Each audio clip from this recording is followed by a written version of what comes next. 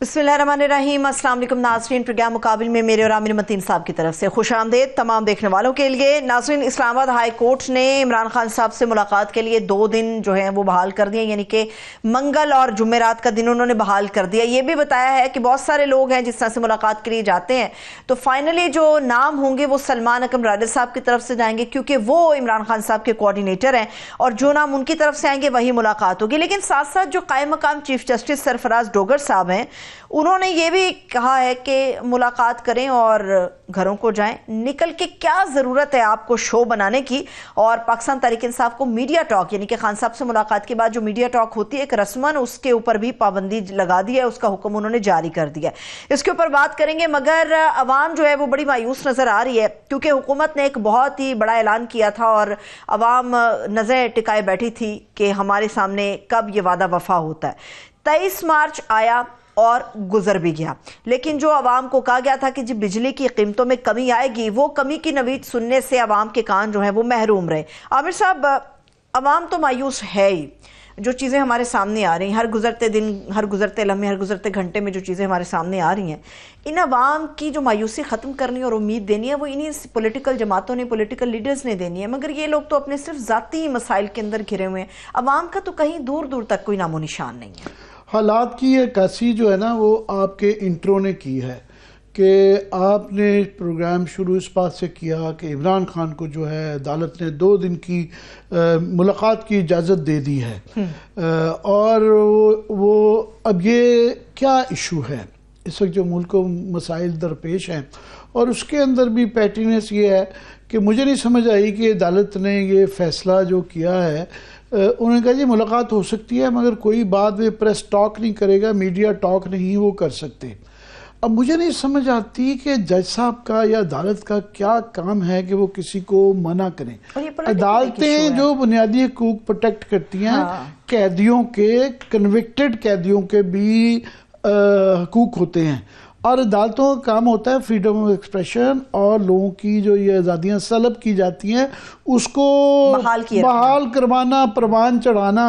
मगर यहाँ ये जो अदालत का मुझे नहीं समझ आई। मगर ये बहस ये है इस वक्त जो आज ज़्यादातर मैं देख रहा टीवी के प्रोग्राम यही हो रहे हैं कि देखें इजाज़त मिल गई तो वो बात हो सकेगी, नहीं हो सकती, ख़ानदान वाले कर सकेंगे, वकील नहीं कर सकेंगे। अब इस वक्त जो है दुनिया किधर जा रही है, जो दुनिया के मसाइल चल रही हैं इस वक्त, एक पूरी इंटरनेशनल जो है एक ट्रेड वॉर, टैरिफ वॉर और रीअलाइनमेंट हो रही है। वो जो 70 साल 100 साल के बनाई हुई जो अलाइंसेस थी वो टूट रही हैं, बन रही हैं, और उसके हमारे पे मुस्परात असरात हैं। हमारा सबसे बड़ा इस वक्त इशू जो है वो सिक्योरिटी और इकोनॉमी है। सिक्योरिटी का इशू जो है बहुत ही गंभीर है। हम दुनिया में दूसरे नंबर पर आ चुके हैं दहशत गर्दी के वाक़यात में, 73 के साथ वो आते हैं। वो अलहदा बात है कि जिस दिन खुदा न खास्ता कोई बड़ा वाक़या हो जाता है, जाफर एक्सप्रेस जैसा हमला हो जाता है, तो हम छोड़ के उसके ऊपर बात करते हैं। जो ही 2-4 दिन गुजरते हैं हम फिर भूल जाते हैं। उसके हल के मतलब जो है ना माहौल नहीं है निकालने की। बड़ी अच्छी बात है कि पार्लियामेंट के अंदर उन्होंने एक इजलास बुलाया, ब्रीफिंग भी दी, मगर पीटीआई उसमें शिरकत नहीं कर सकी। अब उसके ऊपर कंसेंसस नहीं है। बाहर ये मैसेज गया है कि ये इस मुल्क के अवाम, सियासतदान, सियासी पार्टियां, पार्लियामान जो है वो अपने इतने बड़े मसले के ऊपर एक पेज पर नहीं है। अब ये इतनी पोलराइज्ड हो गई है कि हर एक केस के ऊपर तशरीह अपनी है। वो कहते हैं जी हुकूमत का कसूर है कि क्यों नहीं उन्होंने इमरान खान से मुलाकात की इजाज़त दी। पीटीआई वाले कहते हैं कि जनाब ये करवा देते तो क्या था। हुकूमत कहती है कि जनाब इनको फिर भी इसको मशरूत नहीं करना चाहिए था। हकीकत ये है कि इस वक्त मुल्क के सिक्योरिटी की बड़ी सिचुएशन ख़राब है, मगर हम उसके ऊपर बात दी। उसी से लिंक्ड है आपकी इक़्तिसादियात, इकोनॉमी। इस वक्त जो है पूरी दुनिया में जो ये ट्रेड वॉर और ये जो चल रहा है اس کے ہر ملک اس وقت کوشش میں ہے کہ بچ کے کیسے نکلنا ہے، اپنے مفادات کا تحفظ کیسے کرنا ہے، پالیسی میں کیا تبدیلی آئے گی. خاص طور پر ہمارے جیسے جو یہ ہاتھیوں کی لڑائی کے اندر چونٹیاں ہیں، ہم ایک چھوٹی سی چونٹی ہیں اکانومی وائز، تو ہم بہت ولنریبل ہیں. ہم چھوٹی سی اگر پیٹرول بڑی قسمت کی بات ہے، اچھی بات ہے وقتی طور پہ، وہ اپنی 2-4 سال کی نچلی طے تک آیا ہوا، بہت سستا ہوا ہے.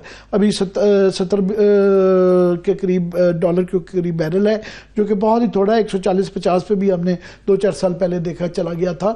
پیٹرول سستا ہے، مگر ہمیں نہیں پتا کہ ہم نے پیٹرول کل کو مہنگا ہو جائے. دوسرا یہ ہے کہ ہماری جو اکانومی جو فصلیں ہیں ان کی کوئی نہ گندم کی ٹھیک رپورٹ آئی ہے، نہ ہی کپاس کی ٹھیک آئی ہے، تو ہمیں یہ امپورٹ کرنی پڑیں گی. اگر اس کے ریٹس اوپر نیچے ہو جاتے ہیں تو ہم اس کے ساتھ کیسے ڈیل کریں گے؟ اکانومی کی ایک ہوتی ہے ڈے ٹو ڈے آپ کی بیلنس شیٹ، ایک ہوتے ہیں over all figures. State of the economy یہ ہے کہ ہماری بے روزگاری بڑھ رہی ہے، کیونکہ ہماری لارج سکیل مینوفیکچرنگ ابھی بھی 1.8 کے قریب منفی میں ہے، جس کا مطلب ہے انڈسٹری نہیں چل رہی، اس کے ساتھ بے روزگاری جڑی ہوئی ہے. بے روزگاری جو ہے کہ فگر جو ہے وہ لاسٹ جو میں نے چیک کیے تھے 10.8%، 8 سے 11% تقریباً جو ہے نا بڑھ چکی ہوئی ہے. اور اس کے اندر کوئی 2 کروڑ نوجوان ہیں جو اس وقت بے روزگار بیٹھے ہوئے ہیں اور وہ ڈنکیاں مار کے باہر دوڑ رہے ہیں. ان کا جو ہے پاورٹی 44% کے قریب ہے. اس کے بعد ویجز، اجرت جو ہے وہ 20% کم آ گئی ہے. جو ہم یہ کہتے ہیں کہ مہنگائی میں بڑی کمی آئی ہے، مہنگائی میں نہیں، لوگوں کی قوت خرید ختم ہو گئی ہے، پیسے ہی نہیں ہے کچھ خریدنے کا. تو وہ جو یہ تو مسائل ہیں لارجر میکرو جو اس وقت ملک کی صورتحال ہے. مائکرو میں یہ ہے کہ ہم ڈیپینڈنٹ ہیں ابھی بھی آئی ایم ایف کی ٹرانس جو ہے کہ یہ ہماری قبولیت ہو جائے کسی طریقے سے. شرائط ان کی پوری کریں گے تو وہاں تک پہنچیں گے. وہ جب تک ایکچولی حکومت جو ہے بڑی مثبت ہے کہ جی یہ ہو جائے گا، ہمارا بھی دعا بھی ہے اور خیال بھی ہے کہ شاید یہ ہو جائے گا، مگر جب تک یہ ہو نہیں جاتا اس وقت تک آپ سانس نہیں سکون کا لے سکتے. کیونکہ پچھلی دفعہ جو تھا وہ ہوتے ہوتے 7-8 ماہ لگ گئے تھے. ابھی ہم 7-8 ماہ تو چھوڑیں، 7-8 دن اور 7-8 ہفتے بھی نہیں اس کے اندر مؤخر ہونا برداشت کر سکتے ہیں، کیونکہ ہمارے حالات ٹھیک نہیں ہیں.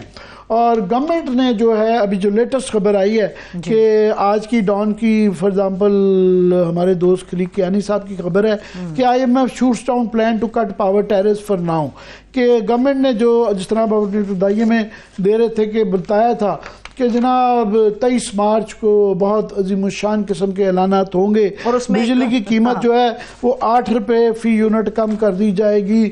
لوگ 23 مارچ، کیونکہ بجلی سب سے بڑا مسئلہ ہے. عامر صاحب کلاک نے رات کے 12 بجائے، لوگ 23 مارچ کے لیے اٹھ کے بیٹھ گئے. دیکھنا تھا سب نے کہ کیا حالات ہیں. لوگ اسی سے سب سے زیادہ تنگ ہیں. فاقہ بھی ہو جاتا ہے، گیس کے بغیر بھی گزارا ہو جاتا ہے، بجلی کے بغیر نہیں ہو سکتا. کیونکہ اور نہیں کچھ تو غریب آدمی نے پانی کی موٹر چلانی ہوتی ہے، اس کے لیے پانی اوپر آنا ہوتا ہے، پانی سے بغیر سے گزارا نہیں ہے.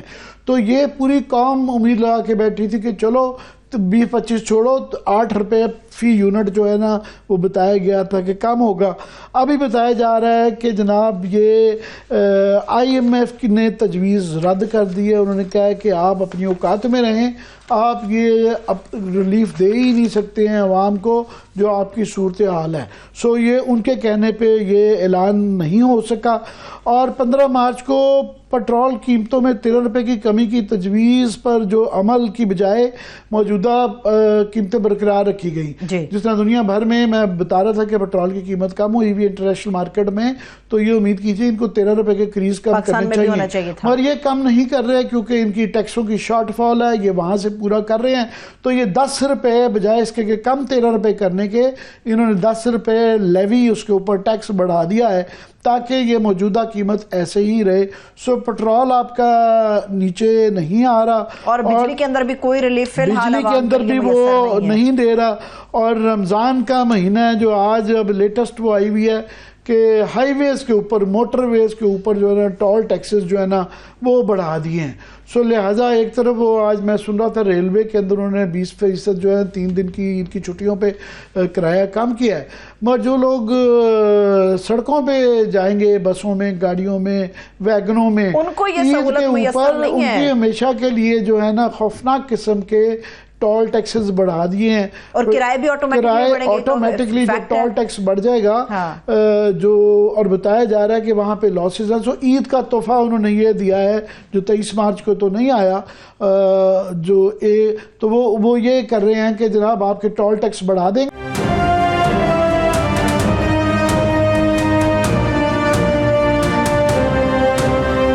کیا کچھ ہونے جا رہا ہے اقتصادیات کے اوپر ہم بات کر رہے ہیں. اس وقت مشیر خزانہ خیبر پختونخوا مزمل اسلم صاحب نے ہمیں جوائن کیا. بہت شکریہ مزمل اسلم صاحب, تھینکس سو مچ آپ کے وقت کے لیے. عامر صاحب, انہی سے عید اور آنے والے مزید تحفوں کے بارے میں بات کر جی, میں مزمل کی خوبی یہ ہے کہ یہ بڑی آسان الفاظ میں جو ہے نا اقتصادی جارگن سمجھا لیتے ہیں, کیونکہ گورنمنٹ تو بہت مثبت ہے اور بہت زیادہ پر امید ہے, روز نئے نئے دعوے کر دیتے ہیں. آج بھی پرائم منسٹر نے جس طرح خاص طور پہ پاکستان کی فصلوں کے متعلق اور زراعت کے متعلق بڑی بڑی باتیں کی, اور میرے سامنے یہ فگرز پڑھنے میں پریشان ہو رہا تھا کہ یا ان کے لوگ ان کو بتاتے نہیں, یا یہ اخبار پڑھتے نہیں ہیں, یا ان کو پتہ ہی نہیں ہے کہ کیا اس وقت کسان کتنا پریشان ہے. مگر میں فی الحال مزمل آپ سے آئی ایم ایف کے حوالے سے سمجھنا چاہوں گا کہ یہ ہمیں گورنمنٹ تو بڑی کافی عرصے سے پر امید ہے کہ یہ ہو گیا, پر اب جو لیٹسٹ آئی ہے کہ جو الیکٹریسٹی ٹیرف جو تھا 8 روپے فی یونٹ, یہ کہہ رہے تھے کہ جی بجلی کم کی جائے گی, اب بتایا جا رہا ہے کہ آئی ایم ایف کے کہنے پہ وہ ریلیف نہیں دیا جا رہا, تو یہ کیا تھرو ہو جائے گا آئی ایم ایف؟ ابھی بھی رکاوٹیں ہیں.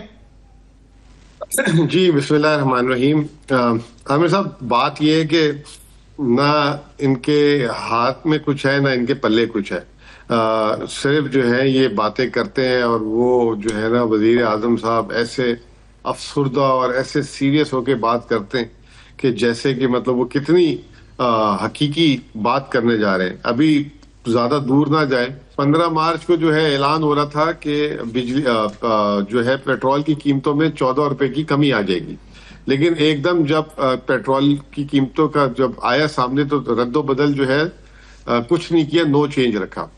اور جب اس کی ہم نے کھوج لگائی اسی وقت پتہ لگا کہ پیٹرولیم لیوی جو حکومت فی لیٹر میرے سے اور آپ سے اور عوام سے لیتی ہے 60 روپے فی لیٹر, وہ بڑھا کے 70 روپے فی لیٹر کر دی ہے, اور عوام کو اس کا ریلیف نہیں دیا جا رہا.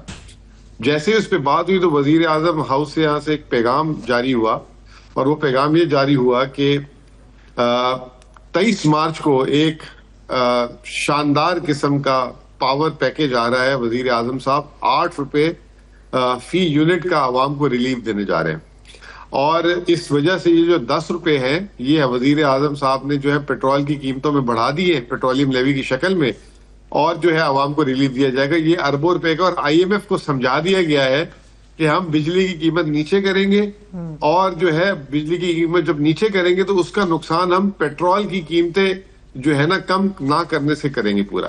آج جب کل رات کو 23 مارچ گزر جاتی ہے تو مجھے ہی خیال آیا سب سے پہلے, میں نے کہا یار 23 مارچ کو تو ایک اعلان ہونا تھا, تو وہ 23 مارچ کو اعلان تو نہیں ہوا. وزیر اعظم صاحب کا ایک نظر آیا کہ وہ ایک انہوں نے میٹنگ کی ہے جس میں وزیر توانائی بھی تھے, اور ایک احد چیمہ صاحب بھی تھے, اور جو محمد علی صاحب ہیں وہ آن لائن جوائن کیا, اور بڑا تبادلہ خیال کیا. اور اس کے بعد جو ہے انہوں نے کہا کہ ابھی تک آئی ایم ایف سے اپروول نہیں ملا, اور بہت سارے ایف اینڈ بٹس ہیں جس کی وجہ سے یہ ابھی پیکیج نہیں دیا جا سکتا. تو عوام کو آپ جھوٹ کیوں بولتے ہیں؟ میں آپ کو بتا دیتا ہوں, جب پچھلا بجٹ پاس ہوا تھا اس بجٹ پہ جو ہے اورنگزیب صاحب نے اور حکومت نے یقین دہانی کرائی تھی کہ 70 روپے فی لیٹر ہم پیٹرولیم لیوی لیں گے. یہ اس بجٹ کی بات ہوئی ہے. جب آپ کو 70 روپے کرنا پڑا تو اس وقت آپ نے کہا کہ ایک ہفتے بعد جو ہے بجلی کا پیکیج کے اندر عوام کو اس کا ریلیف دے دیا جائے گا پیٹرول کی قیمت کی شکل میں, اور کل جو ہے وہ دن بھی گزر گیا. تو وزیر اعظم صاحب کی اور ان کی جو حواریوں کی سوچ یہ ہے. پھر اسی طریقے سے روزانہ آ جاتا تھا کہ جی ٹیکسز کی شرح میں بھی کمی ہو رہی ہے, جس میں جو ہے ریئل اسٹیٹ کے ٹیکس میں بھی شرح میں کمی ہوگی, اور وہ جو ہے ٹیکس کم کر کے جو ہے تاکہ ریئل اسٹیٹ میں ٹرانزیکشن ہو. آج اخبار میں آ جاتا ہے کہ جی آئی ایم ایف نے وہ جو ہے کہہ دیا کہ ہم نے تو کوئی ایسی بات نہیں کی. پھر آ جاتا ہے ایک دم کہ جی مارچ کا مہینہ چھوٹا ہوگا, عید کی چھٹیاں آ رہی ہیں. عید کی چھٹیاں سر کہاں سے آ رہی ہیں؟ تقریباً جو ہے سنڈے تک 30 تاریخ ویسے ہی ہو جانی ہے. تو وہ جو ہے اس مہینے کا ٹیکس ٹارگٹ جو ہے وہ حاصل نہیں ہو سکے گا. تو آئی ایم ایف سے اس کا بھی ویور لے لیا. آئی ایم ایف نے کہا ہم نے کوئی ایسی بات نہیں کی. آپ کو یاد ہوگا یہ وہی حرکتیں ہو رہی ہیں جو پچھلے پروگرام میں جب اسحاق ڈار صاحب نے ایک دفعہ اسمبلی میں کھڑے ہو کے بول دیا تھا جا کے کہ جی ہمیں آئی ایم ایف نے کہا ہے کہ الیکشن کمیشن کو بجٹ نہ دیں, آپ کا خسارہ بڑا, الیکشن نہ کرائیں. آپ کو یاد ہوگی یہ بات. پھر اس کے بعد ایک دم آ گیا کہ آئی ایم ایف پروگرام نہیں دے رہا, وہ ہمارا میزائل پروگرام وہ چاہ رہے ہیں کہ ختم کرتے. اسحاق ڈار صاحب نے اسمبلی میں کھڑی ہو کے بات کر دی تھی. تو یہی پوزیشن واپس آ گئی ہے. وزیر اعظم صاحب کو نہ دن کا پتہ ہے نہ رات کا پتہ ہے. لوگ لا کے کھڑے کر دیتے ہیں 3 مہینے سے. ہر مہینے جو ہے وہ پہلے امریکہ نہ آیا تھا, وہ پتہ نہیں گینٹری کیا نام تھا, کہ وہ امریکہ سے آیا ہے اور پیسے لا رہا ہے. پھر اس کے بعد اگلے مہینے جو ہے سعودی عرب کے لوگوں کو, یو ای کے لوگوں کو کھڑا کر دیا. اور ابھی آخری آپ کو یاد ہوگا کہ آذربائیجان سے جو ہے وہ پہلے یہ گئے تھے آذربائیجان, پھر ادھر آ کے معاہدے ہوئے تھے. یار آپ ریالٹی کو ایکسپٹ کریں کہ اگر آپ نہیں لا پا رہے تو اس کے آلٹرنیٹ لائیں. اب آپ نے زراعت کی بات کی, میں ایک منٹ ذرا میں پروفیسر صاحب اگر میں تھوڑی سی تفصیل بتا لوں کہ آج کی میں آپ اپنی خبر بتائیے گا, میں اپنی خبر میرے سامنے جو پڑھی ہوئی پڑھ دوں. آپ ذرا پرائم منسٹر کا جو شروع میں ابتدائیے میں آپ نے پروگرام لایا کہ ان کا کانفیڈنس, ان کی خود اعتمادی اور ان کے دعوے ذرا سنیے گا, اور زمینی حقائق بتاتے ہیں آپ کو کہ آج بڑی خوفناک تکلیف دہ ہے. پورا پاکستان میرا خیال اس سے پریشان ہوگا اور ہونا چاہیے کہ اتنی سخت خوش سالی ہوئی ہے کہ اس وقت جو ہے منگلا ڈیم اور تربیلا ڈیم ہے وہ بالکل ڈیڈ لیول پہ جا چکے ہوئے ہیں. اور وہ کہہ رہے ہیں کہ جناب یہ پانی کی جو ہے تقریباً فگر اس کے اندر بتایا جو جا رہا ہے کہ یہ 40 سے 60% جو ہے وہ کمی پانی کی آ رہی ہے. اور اس کے اندر انہوں نے کہا جی اس سے جو کاٹن ہے اس کی پہلے ہی فگر بتایا جا رہا ہے. جنرلز یہ کہہ رہے تھے کہ تقریباً جو ہے 33% جو ہے نا کمی ہوگی. اب کہہ رہے ہیں کہ خوش سالی سے یہ مزید فکر جو ہے نا کم ہو سکتا ہے. جی مزمل, اب آپ کے پاس جو خبر ہے نا آج کی وہ شیئر کر لیں اور اس پہ ذرا تبصرہ فرما دیں. جی اب آج کی خبر یہ ہے کہ کاٹن کراپ جو ہے 41% ٹارگٹ ہدف سے نیچے آئی ہے. 10.5 ملین بیلز کا جو ہے ہدف تھا, اور وہ جو ہے 6 ملین بیلز پہ یعنی 60 لاکھ گاٹھیں آئی ہے. اور اس میں جو حیرت کی بات آپ کو میں بتاؤں کیا ہے, سندھ نے اپنے 72% ہدف پہ جو ہے کاٹن کراپ پروڈیوس کی ہے. پنجاب کی 50% سے نیچے, پنجاب کی. یہ جو اب ماحول بنایا جا رہا ہے, یہ جو ابھی آپ بات کر رہے ہیں کہ تربیلا میں پانی نیچے آ گیا ہے, منگلا میں پانی نیچے آ گیا ہے, یہ آپ کو پتہ ہے کس لیے ماحول بنایا جا رہا ہے؟ یہ اس لیے ماحول بنایا جا رہا ہے کہ اس سال پاکستان میں تاریخ کی سب سے کم گندم کی کراپ لگی ہے. آزاد تخمینہ کہہ رہے ہیں کہ 18 سے 20% کم علاقے پہ گندم لگائی گئی ہے, لیکن حکومت کے اپنے اعداد و شمار کو 11-12% کی بات کر رہے ہیں. اور اب اس میں ماحول کیا بنایا جا رہا ہے, کیونکہ وہ پچھلے سال انہوں نے جو کسان کا معاشی قتل کیا تھا, کسان جو ہے برباد ہو چکا ہے, اس کے پاس وسائل ختم ہو چکے ہیں. تو آپ یہ کہہ رہے ہیں کہ جی پانی کے ڈیٹ لیول اور پانی کی نہ ہونے کی وجہ سے جو ہے فصل کم ہوگی, تاکہ یہ وزیر اعظم پتہ نہیں کون سی دنیا کی باتیں کرتے ہیں کہ کسان جو ہے نہ صرف یہاں پہ بجلی پیدا وہ فصل پیدا کرے گا بلکہ سرپلس بھی دے گا. ایک اور جو تحفہ ان کا ہے مور اوور بھی بتا دوں کہ عید کے موقع پہ آج ہی فار ایگزامپل یہ خبر بھی چل رہی تھی کہ پرائم منسٹر کی نگرانی میں اندر ایک میٹنگ ہوئی, اور جو رمضان پیکج جو ہے اس کی شفافیت اور اس کی اعلیٰ جو ہے عمل درآمد کے اوپر ایک دوسرے کو شاباش دی جا رہی تھی. اور رمضان تو گزر چکا, لوگوں کا جیسا کیسا بھی ابھی ایک ہفتہ صرف غالباً رہ گیا ہے, مگر ایک تحفہ اور دے دیا گیا ہے انہوں نے کہ جو ٹول ٹیکس بڑھائے ہیں کہ این ایچ اے کے نیشنل ہائی وے پہ بھی اور موٹر ویز کے اوپر بھی وہ خوفناک قسم کے اضافے کر دیے ہیں کہ گاڑیوں کے ٹول چارجز کے اوپر جو ہے نا 70 روپیہ, ویگنوں پہ 150 روپے, بسوں پہ 250 روپے ہوں گے. اس طرح ہی جو ہے یہ میں آپ کی توسط سے ایک بات کرنا چاہوں گا. یہ فگرز چل رہی ہیں نیچے کہ دیکھ لیں کہ پشاور سے لے کے کراچی تک جو بھی عید کی چھٹیوں پہ آئے گا جائے گا وہ اس کا کرایہ تقریباً ڈبل ہو جائے گا. جب تک چوتھی مرتبہ ہے رواں سال میں, چوتھی مرتبہ. صرف میں ایک بات عوام کو بتانا چاہتا ہوں, جس دن موٹر وے بنتا ہے نا اس دن سے لے کے جب تک موٹر وے جو ہینڈ اوور نہیں کرتی کمپنی, اس سال تک کا موٹر وے میں ٹول ٹیکس طے کر دیا جاتا ہے.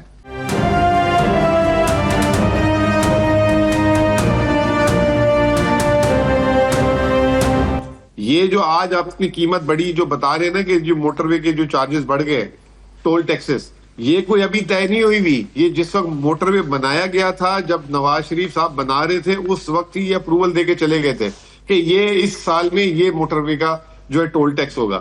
تو یہ عوام پہ اس وقت کی یہ بجلی گری ہوئی ہے عوام کے سامنے. ابھی میں آپ کو توسط سے ایک ریکویسٹ کروں گا کہ اگلے 5 سالوں کا جو ہے یہ ہر سال موٹر وے کا معاہدہ کیا ہوا ہے اس حساب سے سامنے لے کر آئے. جس طریقے سے آئی پی پیز نے جو ہے پاکستانیوں کو جو ہے لوٹا, اسی طریقے سے موٹر وے کے ٹول ٹیکسز بھی پہلے سے طے ہوتے ہیں. کیونکہ یہ تو چیز مجھے ابھی سمجھ آئی جب ہم یہاں پہ آئے. پہلے ہم سمجھتے تھے کہ وزیر اعظم صاحب اپروول دیتے ہوں گے, جاتے ہوں گے وہ لے کے کابینہ میں, یہ موٹر ویز اور آئی پی پی کی وجہ سے یاد رہے کہ پاکستان ڈیڈ ٹریپ میں ہے. انڈیا میں 80,000 کلومیٹر انہوں نے سڑکیں بنائی ہیں, مگر انہوں نے ڈالروں میں نہیں بنائے ہیں, اپنے پیسوں سے بنائی ہیں. اس لیے اپنے ہی پیسوں میں لیتے ہیں پیسہ اور دیتے ہیں. یہ ہمارا جو یہ سارا مسئلہ ڈیڈ ٹریپ کا ہے, جس سے ہمارا فارن بیلنس آف پیمنٹ کا ایشو رہتا ہے, وہ ان موٹر ویز کی وجہ سے ہے, جس کا آج بھی کریڈٹ لیتے ہیں. انہوں نے ساتھ ہی جسٹیفیکیشن بھی بتا دی ہے یہ ٹول ٹیکس کا. یہ نیچے پٹی پہ چل رہی ہے, دیکھ لیں کہ جو اسلام آباد سے لاہور نکلے گا اس کو 500 کی جگہ 550 دینا پڑے گا. سکھر, کراچی, لاہور, پشاور, ہر جگہ کی یہ تفصیل چل رہی ہے. جسٹیفیکیشن یہ دی ہے انہوں نے, ان کے جی این ایچ اے کا مجموعی خسارہ جو ہے نا 2024 میں 318 ارب روپے زیادہ ہو گیا ہے, اور یہ جو ہے منافع کم ہو کے 4 ارب 28 کروڑ روپیہ رہ گیا, 14 ارب 28 ارب. اور یہ لمبی چوڑی آج ہی اتفاقاً انہوں نے یہ قسم کی جب کٹھی خبریں آتی ہیں بڑھانے کی اور برے حالات کی جو ہے, تو وہ سمجھ جاتے ہیں کہ جسٹیفیکیشن دینے کی کوشش کر رہے ہیں کہ ان وجوہات کی وجہ سے جو ہے نا ہم ٹول ٹیکس بڑھانے میں. جی اسطف مزمل. یہ جو آپ کو ایک اور چیز میں اضافہ کر دوں کہ ہم ابھی تک آج تک زندگی میں بولتے رہے کہ جی پاکستان کا وابڈا مقروض ہے, سٹیل مل ہے یہ جو ہے خسارے میں. اس وقت حکومت پاکستان کا جو سب سے بڑی مقروض ہے وہ نیشنل ہائی وے اتھارٹی ہے, اور دبا کے ہم نے جو ہے اس کو جو ہے اس کے نیچے کام کیا ہے. آپ کو تو اندازہ ہو گئی کہ یہ جو ہے سڑک کا بنانے کا کاروبار کتنا منافع بخش ہے. یہ ایک سڑک کئی دفعہ ریوائز ہوتا ہے اس کا ریٹ, اور یہ مکمل نہیں ہوتی. اس وقت جو ہے نیشنل ہائی وے اتھارٹی جو ہے پاکستان کا سٹیل مل سے بڑا سفید آتی ہے, پی آئی اے سے بڑا سفید آتی ہے, اور یہ اتنا بڑا مقروض ہے, اس کی جو ہے سامنے بات نہیں لائی جاتی, کبھی اس کی ریسٹرکچرنگ کی بات نہیں کی جاتی, اور اس کو چلائے جا رہے ہیں کیونکہ اس سے جو ہے نا بہت سارے لوگوں کے کام چلتے ہیں. اور آپ دیکھ لیں گے بجٹ میں بھی ترقیاتی اخراجات میں سب سے زیادہ فنڈ اسی میں رکھا جاتا ہے. صوبوں میں بھی اسی طریقے سے کام ہوتا ہے, صوبوں میں بھی جو ہے سب سے زیادہ سی این ڈبلیو اور سڑکوں میں پیسے رکھے جاتے ہیں. تو یہ ایک بہت بڑا نہندہ ہے. یہ بھی آپ نے سیریز کا پہلی خبر آپ نے بریک کی ہے کہ جی نیشنل ہائی وے اتھارٹی کے جو ہے قرضے بہت بڑھ گئے, اور ان کی آمدنی تو ہے نہیں, خسارے کا ادارہ ہے وہ, اور وہ جو ہے یہ آئندہ آنے والے دنوں میں یہ بڑھتا رہے گا. اور اب آپ دیکھیں گے کہ یہ ایک سلسلہ شروع ہو جائے گا وہاں پہ بھی جو ہے ریٹ بڑھانے کا. اور ابھی مجھے یہ بات کنفرم نہیں ہے, کہا یہ جا رہا ہے کہ اس سال کا یہ تیسری سے چوتھی دفعہ انکریز, چوتھی دفعہ ہم کنفرم کرتے ہیں.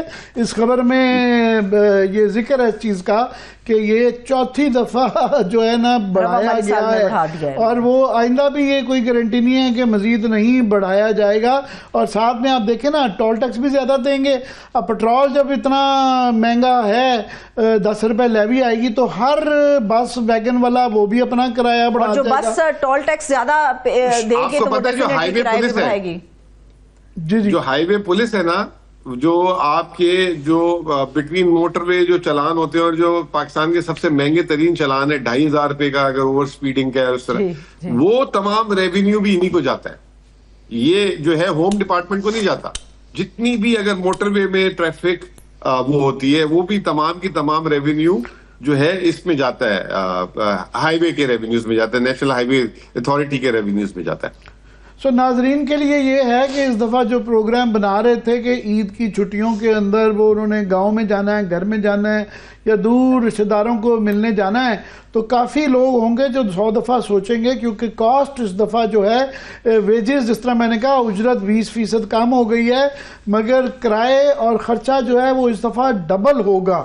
سو یہ کیلکولیٹ کر کے گھر سے نکلیں. میں مزمل آپ کی موجودگی کا فائدہ ہو, میں پاکستان کی اکانومی کو دنیا کی اس وقت جو گلوبل وارفیئر ٹیرف کی چل رہی ہے یا ری الائنمنٹ جو ہو رہی ہے اس تناظر میں پیش کرنے کی کوشش کرتا ہوں کہ مجھے یہ آج میرے سامنے خبر پڑی ہوئی ہے, اس کا سمجھا دیں کہ وہ کہہ رہے ہیں کہ جی آئی ایم ایف کے وجہ سے یہ اکنامک لبرلائزیشن پلان بنا ہے کہ یہ اپنے ٹیرفز جو ہیں ویٹڈ ایوریج جو اس کی اوسط ہے وہ اس کو کم کر رہے ہیں 6%, اور یہ 43% جو ہے نا ٹیرف کم ہوں گے.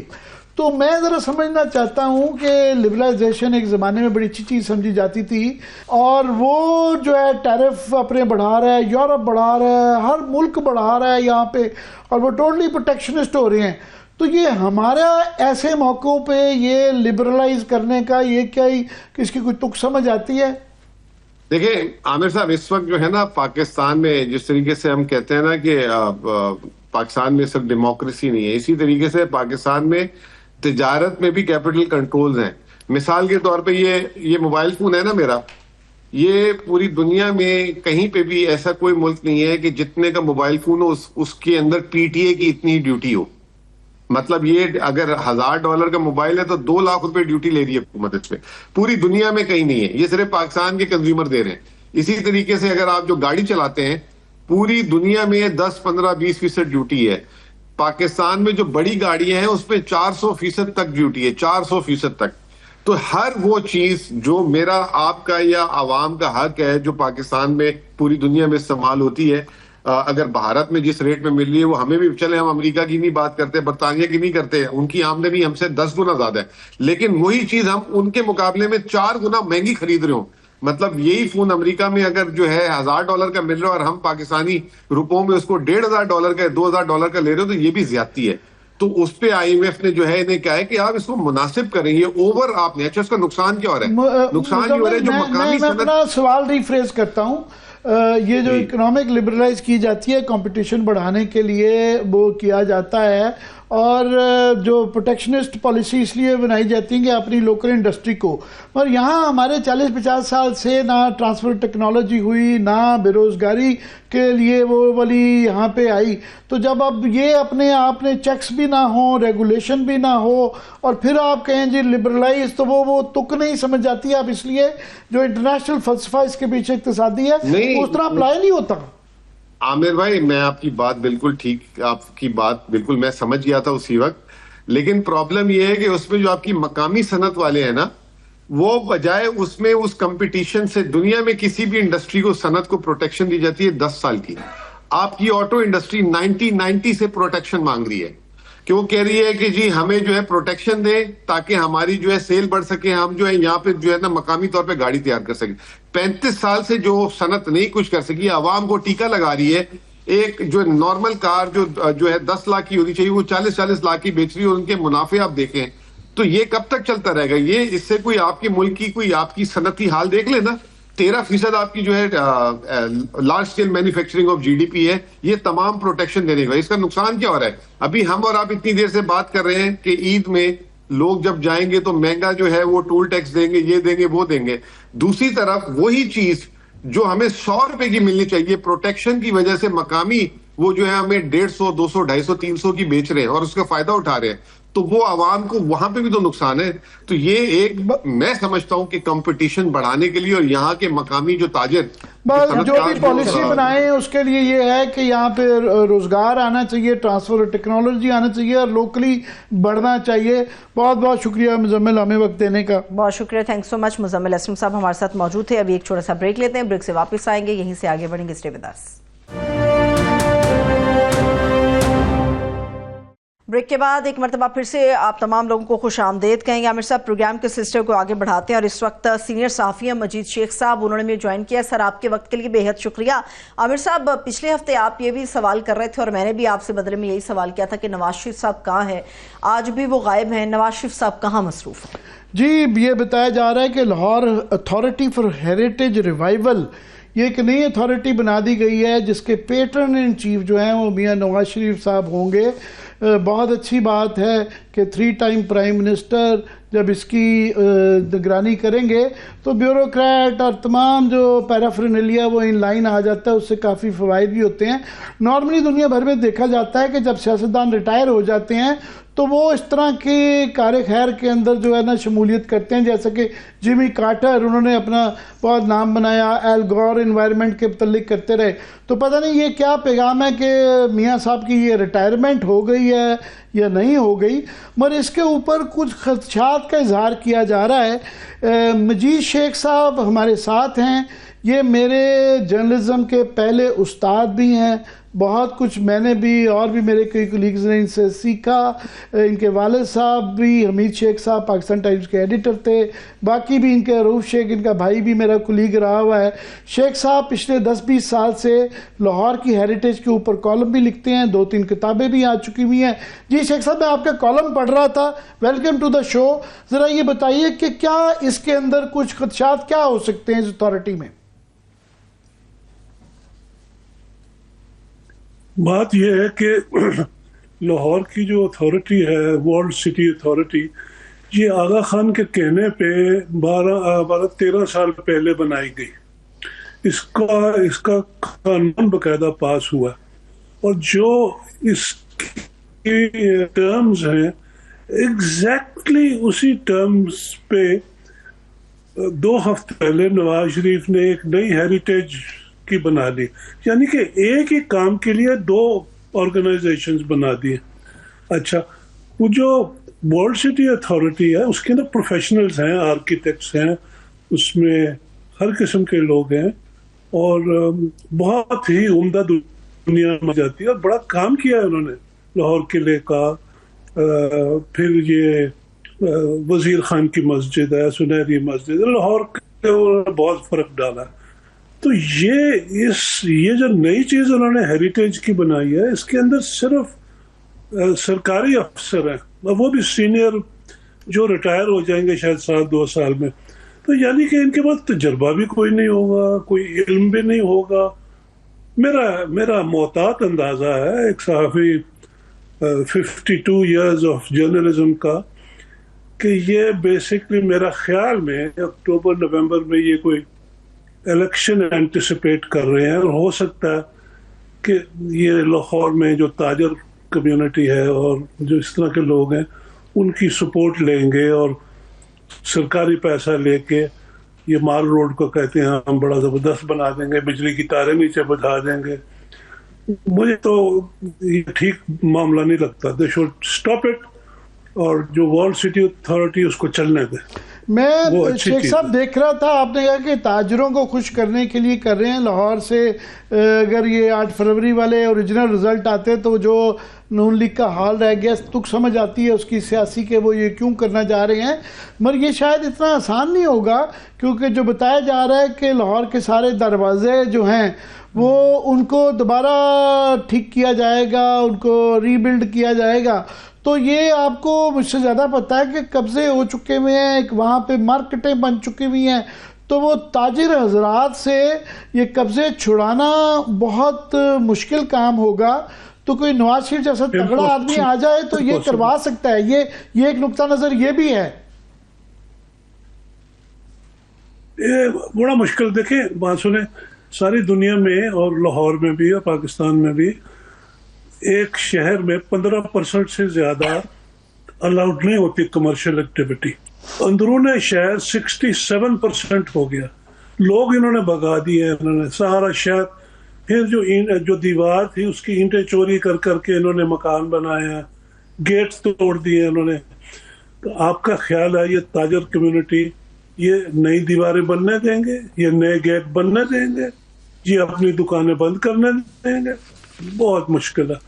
یہ صرف نواز شریف کا ایک طریقہ کار ہے، یہ جو ورلڈ سٹی اتھارٹی کرنا چاہتی ہے۔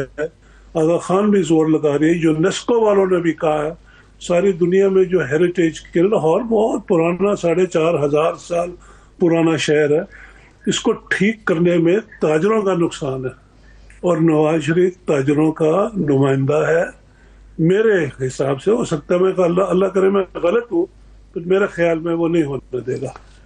But sir I am sure کہ جب میاں نواز شریف جو ہیں ان کی وفاق میں بھی حکومت ہے، پنجاب میں بھی ان کی حکومت ہے، ان کی بیٹی چیف منسٹر ہیں، تو یہ سب سے زیادہ پاورفل اتھارٹی پاکستان کی تو اب یہ بنے گی.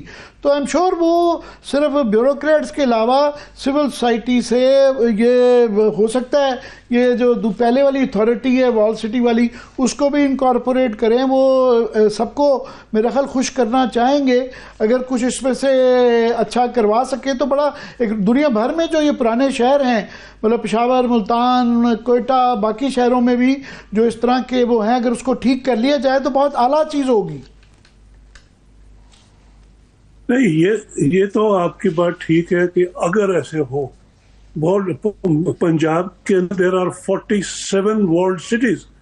بحیرہ دیکھیں جہاں اسکندر اعظم آیا تھا، لاہور سے پرانا ملتان ہے، ملتان کو نہیں کرتے. بات یہ ہے کہ میں نواز شریف کو بڑی اچھی طرح جانتا ہوں، اسکول میں، کالج میں، اس زمانے میں اس کا بھائی میرا کلاس فیلو تھا. ان کو میں بڑی اچھی طرح جانتا ہوں. یہ کبھی بھی تاجروں کو پیچھے نہیں چھوڑیں گے، یہ دکانیں بند نہیں کرنے دیں گے. یہ دیواریں مجھے بڑا مشکل لگتا ہے. مجھے آغا خان ٹرسٹ والوں نے بتایا کہ ان کے پاس باقاعدہ ایک منصوبہ ہے دیواریں بنانے کا، گیٹ ویز بنانے کا. اس سے یہ ہوگا کہ جو مال اندر باہر جاتا ہے وہ رک جائے گا یا اس میں رکاوٹ آئے گی. مشکل لگتا ہے، میں تو سیدھی بات کرتا ہوں، اس میں کوئی ڈر کی بات نہیں ہے. آپ نے جو کچھ اپنے کالم کے اندر آپ جو چھپا ہے اس کے اندر کچھ تجاویز بھی دی ہیں کہ بڑی اچھی بات ہے کہ اگر یہ مال روڈ کو ٹھیک لاہور کے کر رہے ہیں بڑی بہتر ہے. ساتھ میں آپ نے کہا ہے کہ بریڈلو ہال ہے ریٹنگن روڈ کے اوپر جو ہے اس کو آپ نے تجویز دی ہے کہ پارٹیشن کا میوزیم بنا لیں امرتسر کی طرح. دیکھیں بات یہ ہے کہ جو بریڈلا ہال ہے ریٹنگن روڈ پہ، یہ بنا تھا تقریباً 100 سال سے زیادہ ہو گیا. یہاں پہ کانگریس نے ہندوستان کی آزادی کا یہ ریزولوشن پاس کی تھی. اس میں قائد اعظم بھی تھے، علامہ اقبال بھی تھے، سارے تھے. اس وقت تک پاکستان کا ریزولوشن نہیں آیا تھا یہاں پہ. تو یہ بہت اسی ہال میں بھگت سنگھ نے تعلیم حاصل کی. اسی ہال میں سارا کچھ جو آزادی تھی اس بر صغیر کی، اس کا سارا کام اس ہال میں ہوتا تھا. بٹ کیونکہ وہ کانگریس کا تھا اس لیے ہم اس کو دیکھتے ہی نہیں، حالانکہ اس کا تعلق ہماری آزادی سے ہے. پھر پارٹیشن ہو گئی. اگر اس ہال کے اندر پارٹیشن میوزیم بنا لیں، اور مجھے پتا میں نے اس پارٹیشن کی ریسرچ میں کافی کام کیا ہوا. برکلے ہے کیلیفورنیا میں، انہوں نے بھی ایک کتاب بھی چھاپی 10,000 سٹور، اور وہ 10,000 اور چھاپ رہے ہیں. ان کے ساتھ مل کے، امرتسر کے ساتھ مل کے، اور یہاں اتنے لوگ ہیں. آپ مجھے بتائیے عامر کہ کوئی گھر ہے لاہور میں جس کا کوئی فرد پارٹیشن کی وجہ سے نہ افیکٹ ہوا ہو؟ بہت کچھ ہے. اس کو بریڈلا ہال کو پارٹیشن میوزیم بنانا چاہیے. اور بھی بڑی میں نے اپنے آرٹیکل میں جی آپ نے ایک اور بڑی اچھی تجویز جو اس میں دی ہے کہ مجھے اس کے آپ نے کہا ہے کہ انارکلی میں وہ جو بک سٹریٹ ہوتی ہے اس کو ریوائیو کر کے اس کو ذرا بہتر طریقے سے آرگنائز کرنا چاہیے. ہم بچپن سے وہاں سے پرانی کتابیں خریدتے ہیں، ابھی بھی میں جب جاتا ہوں لاہور تو وہ وہاں پہ ضرور چکر لگاتا ہوں. اس کا بھی ذکر کیا آپ نے. جی بالکل، یہ بڑے اچھے لوگ ہیں. میں کئیوں کو جانتا ہوں جن کے گھر میں چھت تک کتابیں بھری، 50,000 60,000 کتابیں ہیں. تو یہ تو سارا اکٹھا کر کے میں نے تو سجیشن دی ہے کہ نیلا گنبد کی ایک گلی لے لیں، اس میں بک شاپس ہی ڈالیں اور وہ روز چلے تو پتہ چلے کو پڑھی لکھی قوم ہے. اس وقت تو بڑا مشکل ہے سوائے اتوار کو. اور مزے کی بات یہ ہے تو بیچاری بچیاں زیادہ ہوتی ہیں. ہمارے لگتا مرد پڑھتے نہیں ہیں زیادہ آج کل، اور ٹی وی کی وجہ سے اور ویڈیو کی وجہ سے بھی فرق پڑ گیا، ساری دنیا میں پڑا. بٹ یہ کتابوں کا لین کھولنا بڑا ضروری ہے، بسنت کا شروع کرنا. بہت شکریہ مجید شیخ صاحب ہمارے ساتھ موجود. سر آپ کے وقت کے لیے شکریہ. عامر صاحب آپ کا بھی شکریہ. اجازت دیجیے، اپنا بہت سا خیال رکھیے. خدا حافظ.